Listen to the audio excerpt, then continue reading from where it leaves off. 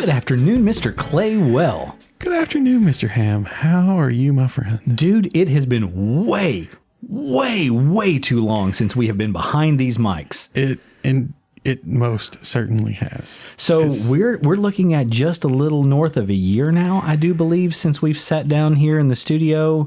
I mean, I think this is the first time since you and I have been face to face, right? In that long, because there's been a lot that's happened over the last year. A crazy amount of things have happened over the last year. Yeah. It's been a rough 12 months, and it's been over a year.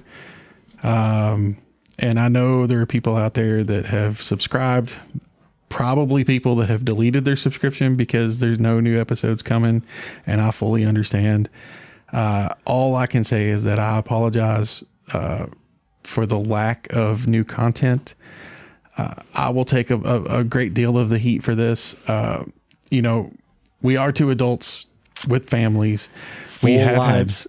Full lives. We both have full-time jobs. We both have families. We both have all kinds of stuff. So, we're busy, and yes, there have been some scheduling conflicts. But by and large, the biggest reason that we haven't recorded in quite a while is just I haven't been in a place where I'm comfortable getting behind the mic and sitting down. It's been a very, very rough year for me. About this time last year, I know I never really talked much specifically about what I did for work. And that was specifically because the company that I was working for had people that would go out on social media specifically to try to find employees discussing the company.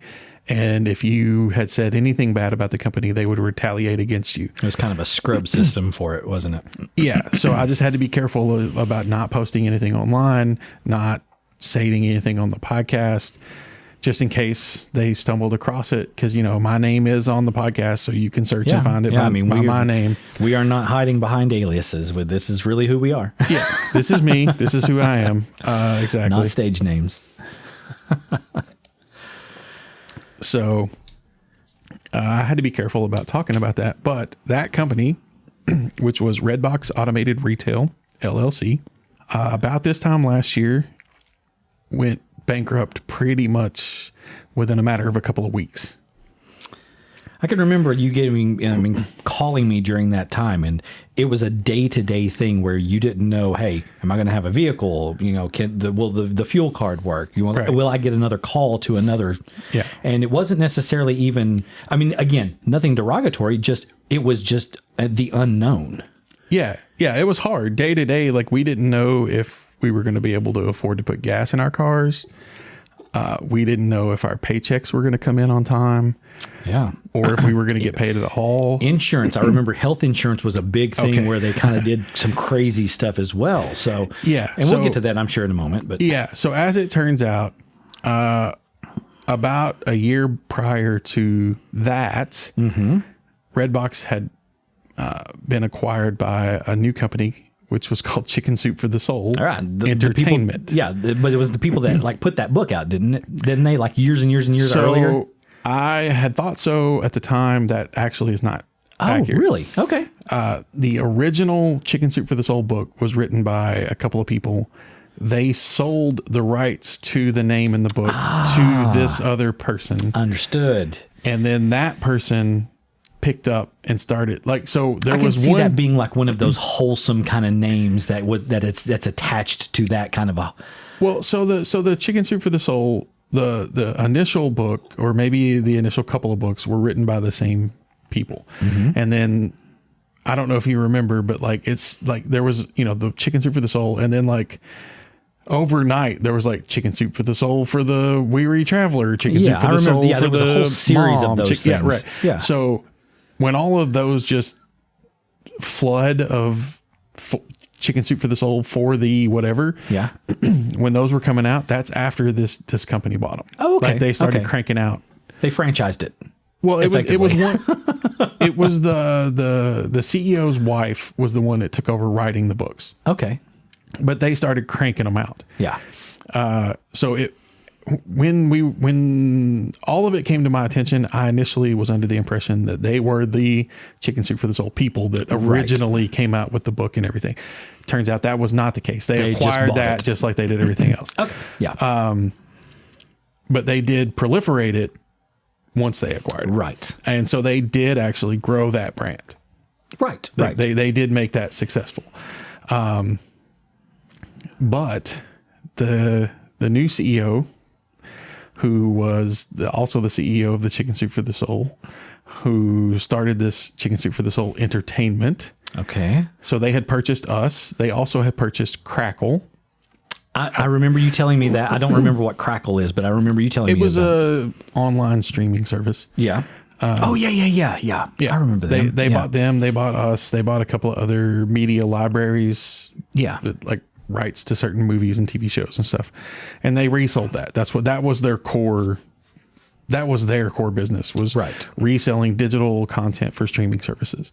So they had like a rights catalog of content that they would resell. That's how they made their money. But that company bought Redbox, and I don't know how a better way to say it than what the bankruptcy court judge said. I was going to say it was pretty laid out from what I recall from him.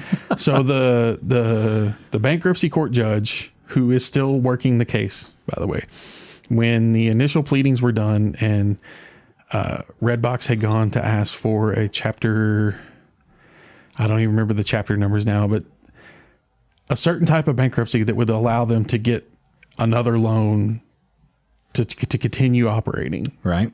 Until they could try to secure their foundation and stuff.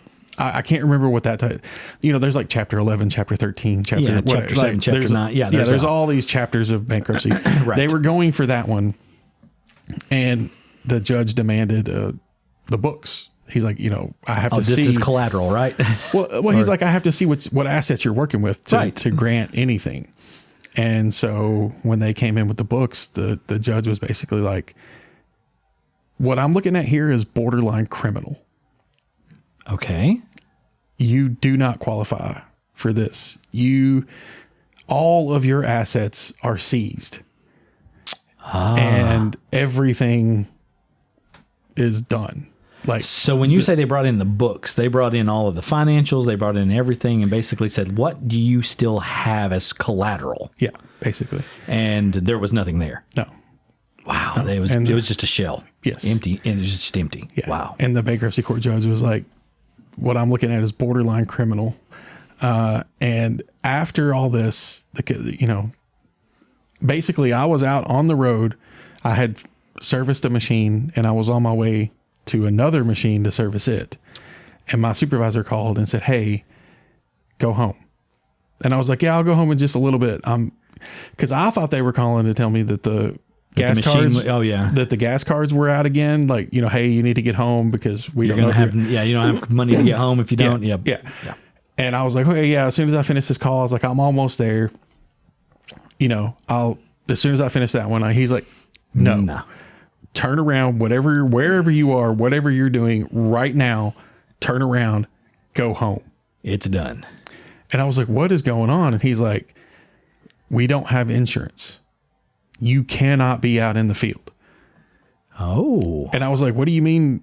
Like our cars? And he was like, I mean, everything. We don't have insurance, period. Go home. Oh, wow. Yeah. And so I get home and we start going through everything with corporate. And like our Redbox's CEO and CFO and CTO, they're on this call with the whole company. And basically, so like you guys are able to listen in on this. Yeah, like they had a whole. So it was a whole company meeting. Everybody was on there. All hands on deck. Heard that because, it when they called me and told me to go home, that's the exact same. 5 minutes prior, they had called the CEO of Redbox and told him to go home. Oh, well, I guess that was one of those snowballs that didn't take long to roll downhill, huh? Right. Yeah. I mean, it was pretty much call everybody now, go home. Wow. Yeah. And it was from the top down at the same time. Like nobody had any warning. I mean, obviously the people at the top probably had a better idea of how they bad kind of things knew were. things. Yeah, they knew where things were sitting. I mean, they may not have had the details, but they probably had a better lie of the field of, Right. this is really, really bad. Like we knew things were tight, but we were all under the impression that there were still assets. that there were assets. I mean, we were in the process of training to take on a huge new client. Yeah. I mean, I remember you telling me that like literally a week before that or something. Like you're like, I don't understand. All of this is happening, but they're taking on this other client. Yeah. And yeah, it was just really, really bizarre. I wonder if that was just kind of one of those last ditch efforts to try to save something, So if you looked at the books, all of our revenue previously had been from DVD rentals. Right. Okay. Right. We made money as a service company, but 95% of our revenue came from DVD rentals. Right. I mean, that was what you guys did. So we had, then we had back to back. We had COVID shutdown. We had the SAG strike. We had and so there was just no movies coming to the machines to be rented. I'd forgotten about the strike. I didn't even thought about that. Yeah. Yeah. So it was it was a dry period. I mean, And so they didn't have the content there. So we lost a lot of revenue from that. Our service company was growing. We were taking on new clients, like we were just saying. Right. We had just secured a couple of big names. We were getting our feet under us as a service provider, right? Which it's not been the focus of the company prior. Yeah, the service was just to maintain the machines to keep that going, so that way the revenue was coming in. Right, exactly. Yeah. So now it was like they were trying to flip the whole company because the DVDs were gone. So now that we need to make money on the service side of it rather than the DVD side of it. And so during all, and I know this is, I'm going to pull this, and it may just be something you need to talk about here in a minute. During all of this, there's also the streaming service that they had as well, right? Because Redbox had this online streaming. Was it not doing well either? We never really had an online streaming service. It was just something that was advertised and never came to fruition. So now when Chicken Soup bought us, they already were an online video distribution platform. Right, because they had that catalog and all of that. Right. Yeah. So they rolled up a quick app. Okay, so is that maybe what I was thinking? Probably. Remembering? It was like Redbox TV, so it was kind of like Pluto or something like that, where there were like free channels. It seems like I remember getting it on like my Roku or whatever. Yeah, you could get it on Roku or anything, but it was like ad based. Yeah. So like it would show a TV show, and then there would be like 3 minutes of ads, and then right.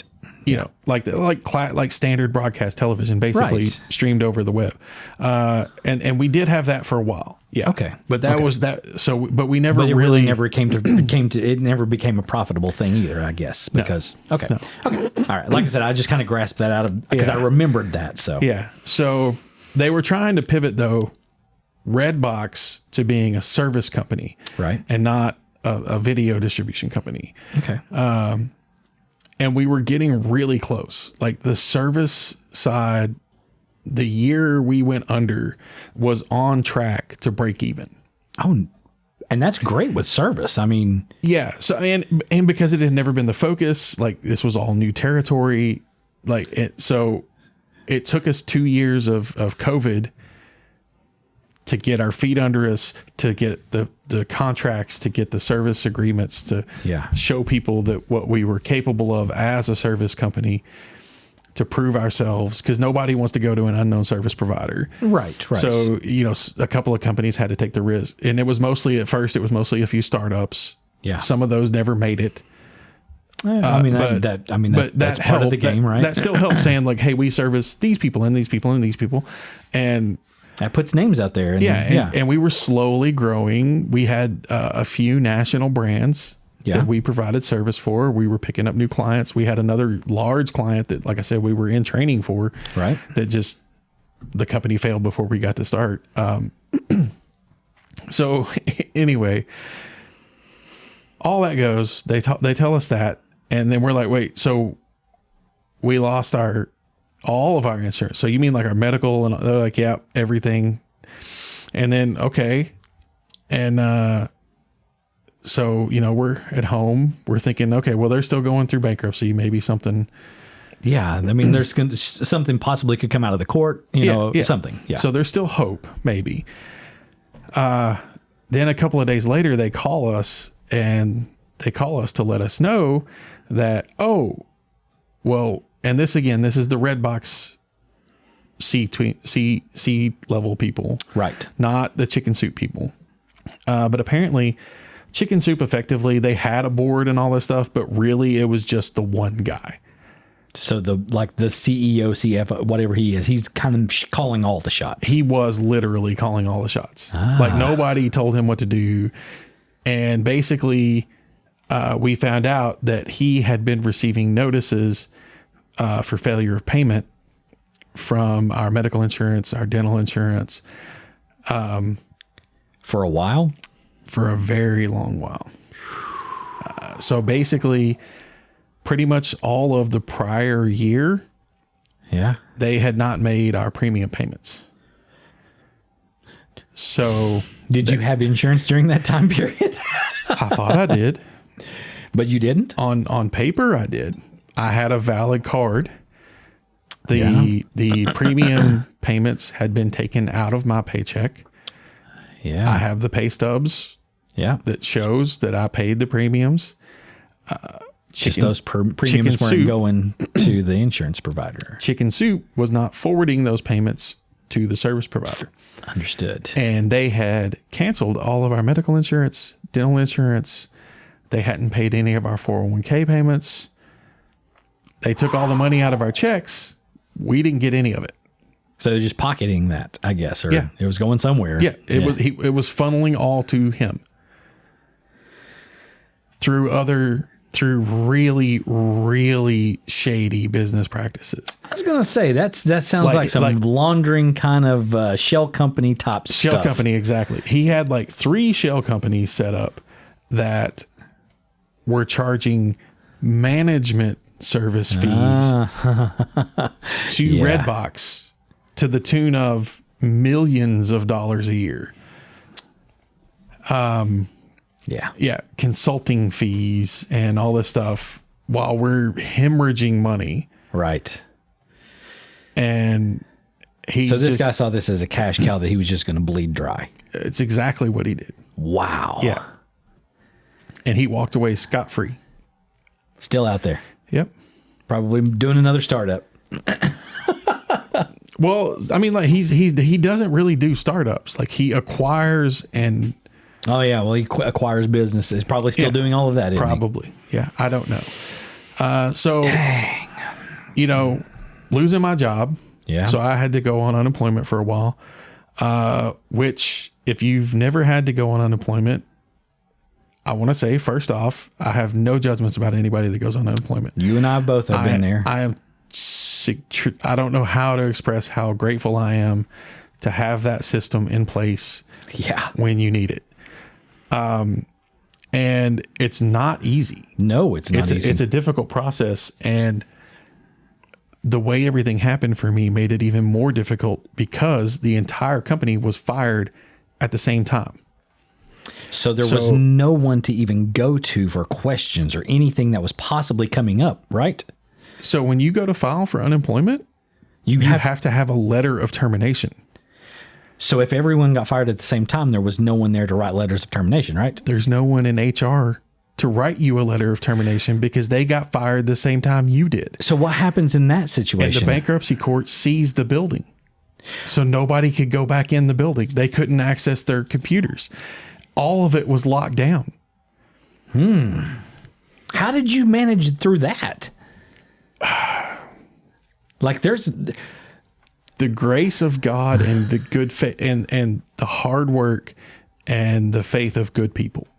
Wow. That's legitimately, I begged, pleaded, cried, please help me. And they're like, well, you have to have this. I'm like, there is no way for me to get documentation. They're like, what do you mean? I'm like, the entire company was seized. There's nobody to call. The phone lines are disconnected. The computers are all removed. It's all been seized. There's nothing. I can give you nothing in writing except for one email that tells me to go home. It doesn't say you're terminated. It doesn't say nothing. It just says go home. Yeah. I was like, that's all I've got. And thankfully they accepted that. Wow. That's awesome. I had an email from, and it was just from somebody at work. It wasn't from the CEO or the CFO or HR or anything. It was just from another employee. And they were like, okay, yeah, that's good enough. And I was able to get on the unemployment. That's awesome, dude. Yeah. But then we started getting letters in the mail. Dentist, doctor's offices. They're sending us collections notices saying because nothing's been paid for a year, right? saying that we haven't paid them. But your insurance hadn't paid. You guys have done everything you're supposed to, but that company, Right. So basically what they were doing at that point was, and I didn't find this out until much later. And again, somebody did something they weren't supposed to do and gave me information that I wasn't supposed to have. I mean, sometimes that's the best way to get things, right? But I found out from our insurance provider that they had been notifying our company for almost a year. And our company had been leading them on, oh, we're going to get you the money. Oh, we're going to pay you the back fees. We're going to. And so the insurance company never officially terminated our policies because they had been promised that they would be. It was basically hanging out on a limb. Right. Yeah. And then once the company went bankrupt, the Then it was insurance like, oh, company crap. then went, okay, stop payment on all this stuff. We're not going to pay these claims. Yeah. And so then all of the doctor's offices sent out, Collections notices. Yeah. because they look at it and go, oh, well, this hasn't been paid for 6 months. Yeah. Collections. Yeah. Instant collections. Yeah. Yeah. And so we're getting all these letters from Yeah. specialists, doctors, primary care, Anything and everything that you possibly could go see. pharmacies, Yeah. medications. The insurance company themselves sent me a letter stating how much I owed them for claims that they had already paid, that they couldn't stop payment on, but I didn't have a policy at the time, so they shouldn't have paid them.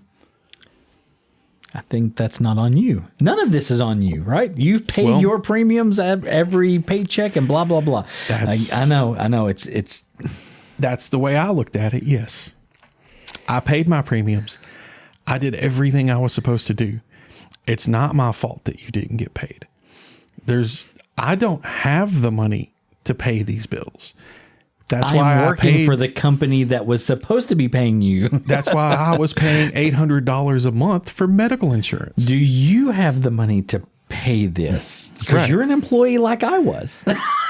We're dealing with bigger things than us. I mean, and it was very disheartening, frustrating. And I mentally, I just slid. I can see where that would happen easily. I was depressed. I didn't want to do anything. I didn't want to get out of bed. I felt, and I'm not casting any judgment on anybody that ever has been in a situation where they need unemployment or they need assistance. Yeah. I was in the same situation myself.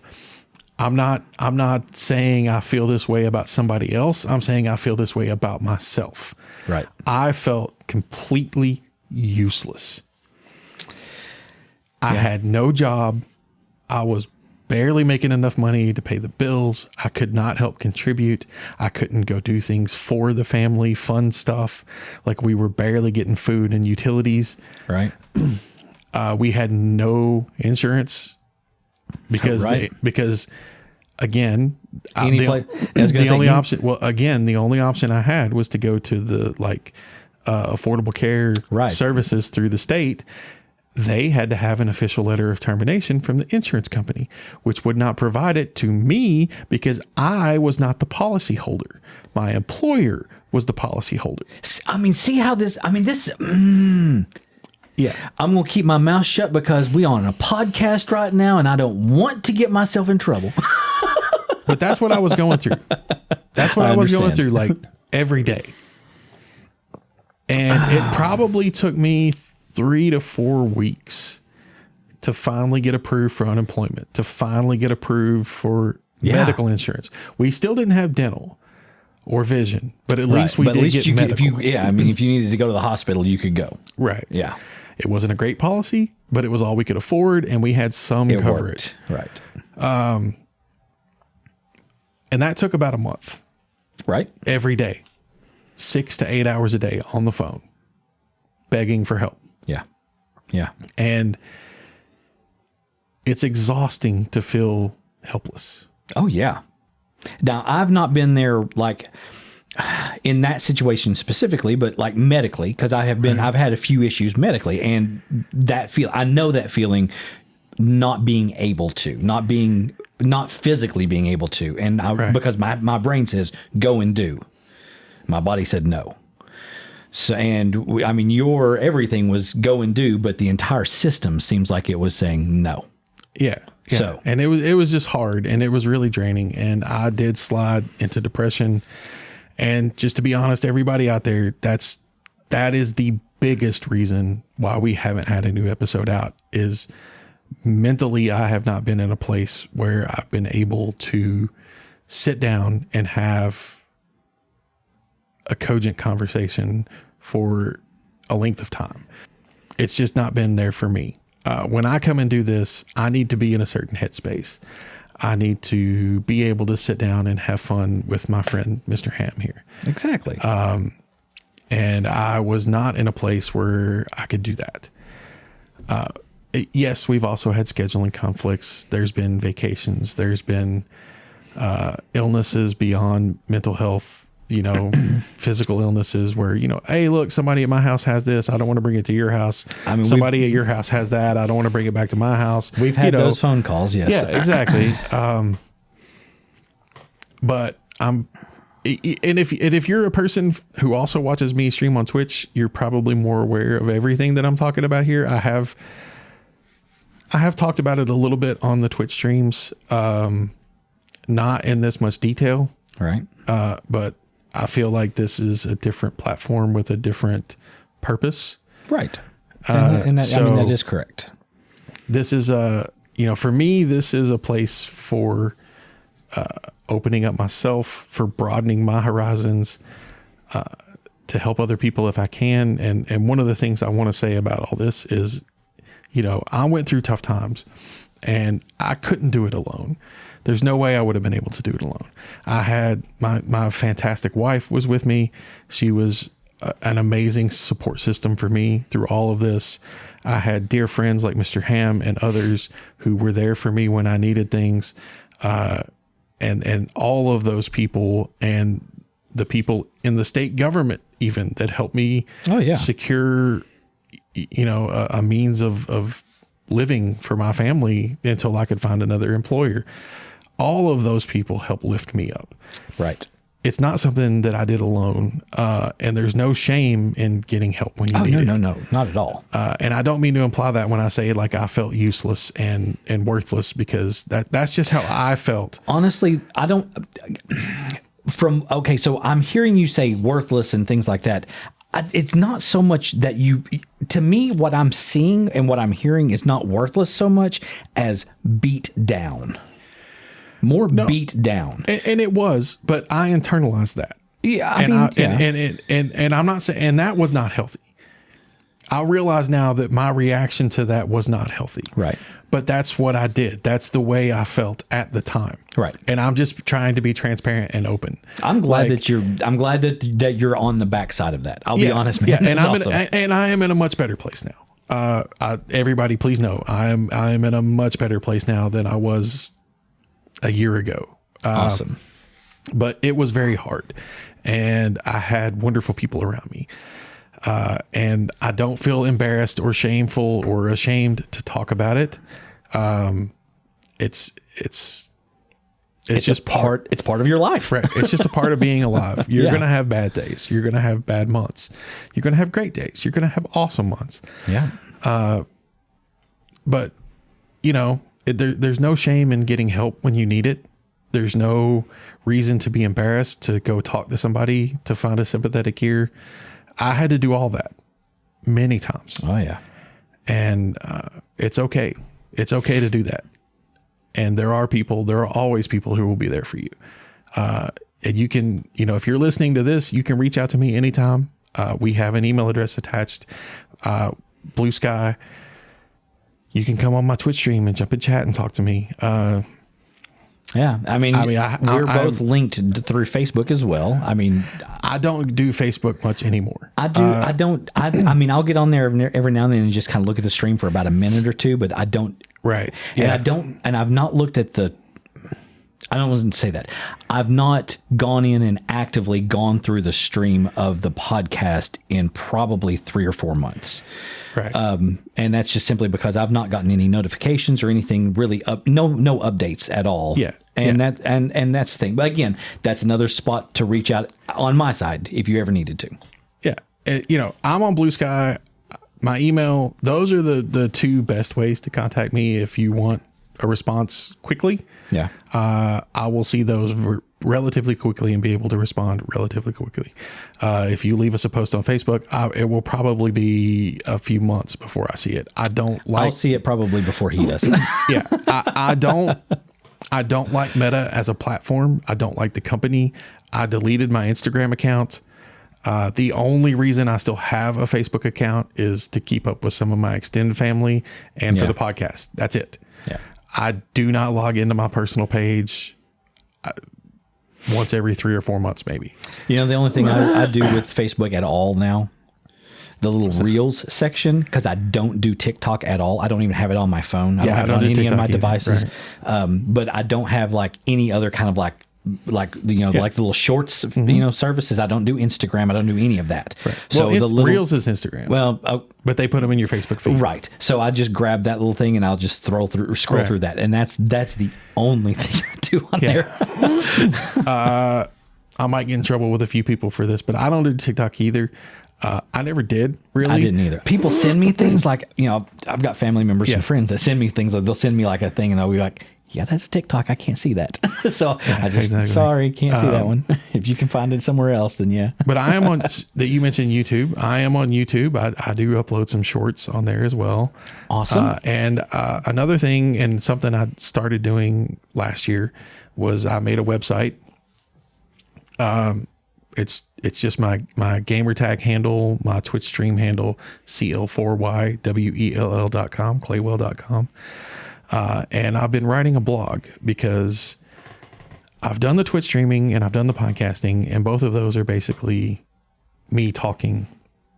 I have found over the years that I do find myself in similar situations. Okay. And I get myself into similar situations, and I don't want to be where I find myself, but I keep doing it. And so I don't know how better to describe it. Honestly, I'm sorry, but in an effort to try to understand better, because I talk about things. Yes. But something I've never done is write. Yeah. I've never written. I don't write a journal. I don't, even in high school, I did not do well in English because I didn't write. Right. It's not something that comes easily or naturally for me. Writing is a very difficult process for me. Yeah. It's just very hard for me to sit down and write something. And so I realized that if I'm repeating these patterns and I want to change things, maybe if I tried to understand it in a different way, well, how can I understand it in a different way? Well, writing is difficult for me. And to write, I have to think about things differently, because I can't just sit down and let stuff fall out of my mouth to write it. Like, I have to think about the structure of the presentation and the flow of the conversation. I love metacognitive thinking. It is just absolutely one of the greatest things, isn't it? The simple thinking about thinking. Right. Love it. Yeah. And so my thought process was, if I sit down and do a blog, and what year is it? 2005. I'm blogging. I know I know. But I thought to sit down and write these things down Yes. would force me to think about them in a different way. It slows you down. It slows your brain down. Right. It slows my brain down, and it makes me think about how better to put it in words. Yeah. Because I had a conversation back and forth. I can stutter and stammer and correct and revise. But once it's in print, it's in print. It's there. Yeah.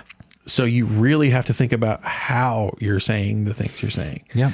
Yeah. And so I have found it to be helpful. And I've had a few people read the blog and say that they understand what I'm saying, but it still feels closed off.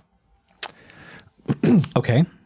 And I can accept that, because as a person, I am extremely vehemently private by nature.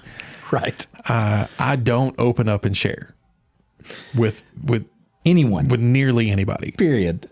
And it's been a problem in my romantic relationships, is my ability to open up. That's caused me problems before. And that's one of the things that I'm looking at as a repeating thing in my life is Right. that, and so I'm like, I really need to sit down. And to me, I am just bearing it all in this writing. And then to have other people go like, I mean, I understand it and I see where you're coming from, but it feels like It's you're in not, a box. yeah, it feels like you're not really sharing. Like you're describing You're saying it. these things, but Yeah. I'm not feeling these things. Right. Yeah. Something like that, and I can accept that as a criticism, but I can also accept that as an improvement Right. on where I previously was. Absolutely. Because you were completely shut off. Right. Exactly. Yeah. So you're like, hey, at least now I'm getting feedback. Yeah, exactly. Right. And so, if you go to the blog, it's all linked from thatclaywell.com. Even the podcast here, I have a link back to the podcast. So, all of my, and I, like I said, I left Instagram. I didn't stop doing photography. I just moved to another platform that's independent. Right. It's called PixelFed. There's a link to that there as well. But yeah, it's been a lot this last year. Dude. My And new here's the thing. job. So you're talking about all of this. Right. And literally everything that you have said took place within about 3 months way back. Yeah. That's all. And last year. realistically, I mean, the other 9 months since then, 10 months, I guess now, there's a lot that's happened even in that. And I mean, honest to goodness, dude, this was like, I equate this to the hill on a roller coaster that kind of got you going. I mean, it was a big fall. Yeah, a it was huge yeah. fall. I mean, it started going fast. Yeah, it did. So, and dude, I know it was crazy. It was absolutely nuts. And I'm glad that ride is finally, if not completely over, at least slowed down and you're pulling into the station. It feels like it. Yeah. And then at my new job, we had I don't really understand what happened. I'm still new there, but something happened and we lost a lot of people. And from about mid-January until the end of April, I did not have a single day off work. Yeah. So that's another reason that we haven't been able to record is I have been just exhausted. Oh, yeah. And when I say I haven't had a day off work, I don't mean I was working like 7 5-hour days. No, I've been pulling 50 to 60 hours a week every week. Right. Because I mean, the footprint of the area that you service now is not even a footprint. It is you go wherever they send you. So more or less. Yeah. Yeah. And I've had to go, not routinely, but I have on multiple occasions go 4 hours each way. Oh, wow. That's a long drive. Yeah.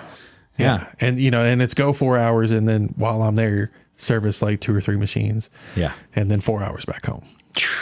That's a long day. It's a long day. Yeah. So, it's been a lot for me. Things are starting to calm down at work now. I'm getting time off work now.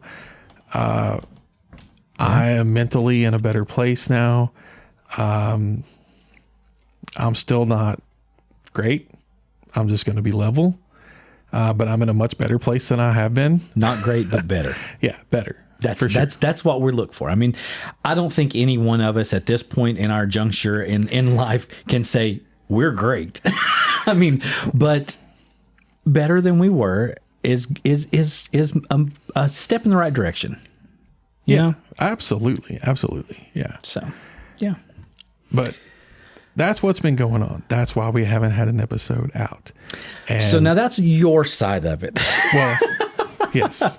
And like I said, I feel like, and I told you this before we started recording, even if you had called multiple times and said like, hey, come over, I just couldn't have. Right. I would have just declined. And we have had conversations about recording and then something happens. So it's not like it's been a nonstop barrage. Like we did try to get together and it just, there's schedule conflicts, there's illness, there's all these other things. So there have been, so since our last episode, I want to say we were in, I think it was June of last year. I think was somewhere around that was our last episode. So what was it? 3 or 4 weeks after that, I lost one of my best friends. Remember, Sonny passed. Right. So that kind of threw everything off for a while there. And then, of course, school starts. And then, everything was going on with you where you were having to sort through all of that. And like you say, life just happens. Yeah. And then I've had issues medically back around Thanksgiving, I think it was last year. Started having some issues like pain in my back, like under my right shoulder blade. And I was like, this is not right. There's something wrong here. So I ended up going to a doctor. And the first thing that they said was, do you still have your gallbladder? And I said, yep. And they said, probably not for long. They did a couple of scans. Sure enough, they found a couple of stones. They said that thing needs to come out of there. They scheduled it for spring. I want to say it was February 8th, I think was the date that I was supposed to have been initially sliced and diced. The surgeon had some some family issues himself. Did not, and I don't think he's back to work still. Oh, wow. And then, so his apprentice, one of the people that he trained, actually did the surgery. So I'm less a gallbladder now, as of, I think it was during spring break, April 8th, I think April, somewhere around there. But anyway, yeah. So no longer have a gallbladder. That was fun. Had kidney stone the other day. That was no fun. Getting old sucks. Yeah, it does. Yeah, and I've had my first colonoscopy now. Yeah, I had that as well last year. That was no fun. The prep was no fun. The colonoscopy I don't remember, but the prep was no fun. Yeah, exactly. Yes, yeah, exactly. But yeah, dude. I mean, so we're hitting mid 40s now. It's yeah. I want to say at this point, in life, I don't know. I'm looking back and I'm going, these kids that I'm seeing now shouldn't be kids. I should be one of those. My brain is saying that, but everyone's looking at me like you're the old dude in the room. Yeah. It's I'm feeling it, but well, I'm just so glad to be here. I'm glad to be here and doing what we're doing. It's been a rough year, a rough 6 months, 7 months. It's been rough, everything. So guys, I'm glad to be back here. Welcome. We're glad that you're hearing us and listening and have joined us again. And I'm hoping that we can do this a lot more. That's the goal. That's the goal. I'm finally in a place where mentally I can prepare, and hopefully we can do some more great, like, in-depth episodes. Absolutely. I would like to get some content episodes in there where we're talking about some of the amazing technologies that have come out. Right. I want to kind of avoid some of the drama that's going on at the upper echelons of our nation because it gets crazy, and I want to stay out of that as much as possible. Yes. But yeah, absolutely. all the other stuff that's going on is pretty fantastic. Especially some of the stuff that they've got going on with like the AIs and all of this. I mean, it's pretty phenomenal. So, yeah, AI has been tremendous, and the improvements that they've been making are mind blowing. Phenomenal. Even to the point that they're even beginning to be capable of some reasoning. Yeah.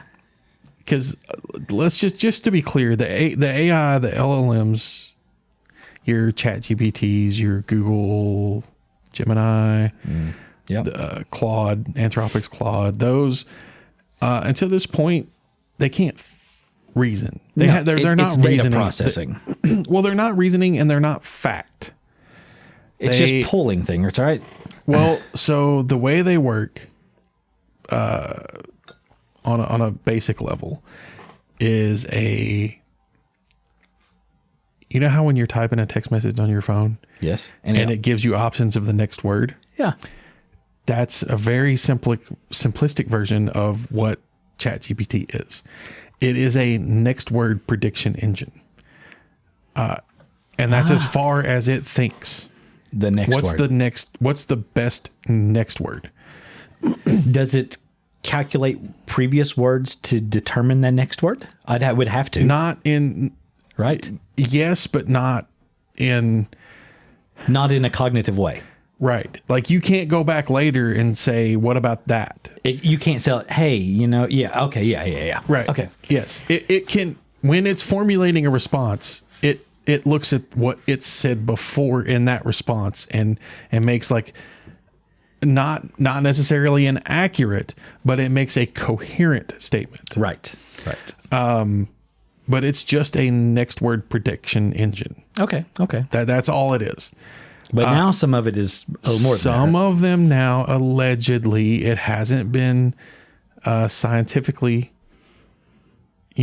checked. Nailed down. Yeah. Right. Well, so you have to test and replicate. Right. Right. So they haven't peer reviewed. Okay. That's the part I'm looking for. Peer reviewed. The people that made it claim that it is capable of reasoning. What they look at to provide this is that it would have qualified at a gold level on the Math Olympiad test. Okay. Which AIs have been notoriously bad at math because they can't reason. So if you said if you had 3 apples and I gave you 2 and then I took away 1, how many would you have? And they just spit out like random numbers. Yeah. They're like 12 and you're like, okay, yeah. Because they don't know. Yeah, they don't. They don't understand truth or fiction. They don't understand fact or opinion. They just predict what's likely to be the next best word. Yeah. This one was actually predicting like the next. If it had tested in the Math Olympiad, it would have gotten a gold medal with the score it received. Wow. Now that's not been independently verified. It's not been peer reviewed. Nobody knows, was it given the problem? Like nobody knows the exact problems ahead of time, but could it have been given, if you see this, then do this.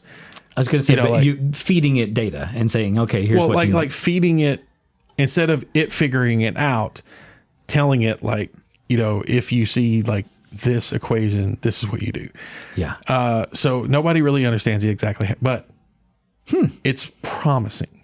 And it does look like that they may be making some big strides in reasoning. And that's the issue. That's the big issue I have with AI. Look, I use AI image generations. Yeah. I think they're fun. Yeah. I realize that, some of the stuff I use those for, normally I would have previously had to pay a human, an artist. Oh, yeah. To come up with that stuff for me. Absolutely. And I realize in that regard that maybe it's harming another person, but financially I can see that. Yes. Right. But I can go to this AI, which I do pay for, anytime I want and say, make me this, make me that. Let me see this. Let me see that. And if I don't use it or I hate it, it doesn't hurt the AI's feelings. The AI doesn't care. No. And something too is you can also take that and go, hey, you know what? I like what this has done. Take it to someone and say, hey, I like this. can you do something with this and flourish on it? You could literally take that to an artist and say, here's the basis. And I'm not using it to put artists out of work. I never would have paid an artist to start with. Right. It's not like I'm replacing an artist on my payroll. Service. Yeah. It's just something that I like to tinker with. Right. But I understand. And I use AI music. When on my Twitch streams, I will, if somebody brings their community into my channel, it's called a raid. It's not as hateful as it sounds. It's a very positive thing on Twitch. But when somebody brings, if somebody was streaming and they had 20 viewers and they're done, they're like, hey, it's tired. I'm going to bed. I want to send y'all over here. And they send those people to my channel. I'll use an AI music thing to like make a song about the person that's sending their viewers to me. And I'll be like, yo, man, I was just, hey, I heard this about, and the whole time I'm like chatting with them, I'm keying in some stuff and having it generate. And then I'm like, by the way, I was just Googling you and I heard this. What do you think? And I play the song for them or something, That's awesome, man. Yeah. And so it's just something for fun. Yeah. But again, I would never be like, oh crap, somebody's ready. Hey, band, everybody get together. We need to come up with a song, right? You got 2.5 minutes to write a song about this guy. Okay, let's go. Like I would never, ever do that. No. No. So, right. So yes, I think it's making amazing strides, and that is definitely a conversation we are going to be having. Yeah, I would love to. I would love to talk about tech, AI. Yeah. And like I said, I'm in the process right now of writing about 4 different blog posts. Yeah. Again, it's a difficult thing for me to do. So I'll get kind of a basic idea down and then flesh it out over time. And so I'm working on like 3 or 4 of those right now. We've got this episode will be coming out soon. So, your feeds will have new stuff. What? Yeah. And then absolutely, I hope to be able to get together more often. I hope so as now well. that I'm in a better place, specifically. And I'm hoping that this year's schedule is going to be a little more flexible as far as like weekends and evenings and things like that. Of course, we have the job that I teach, but there's also the people that we take care of here at home as well. We're going to make this work. Yeah. And it's not something I ever gave up on. It's not something that I've ever even considered stopping.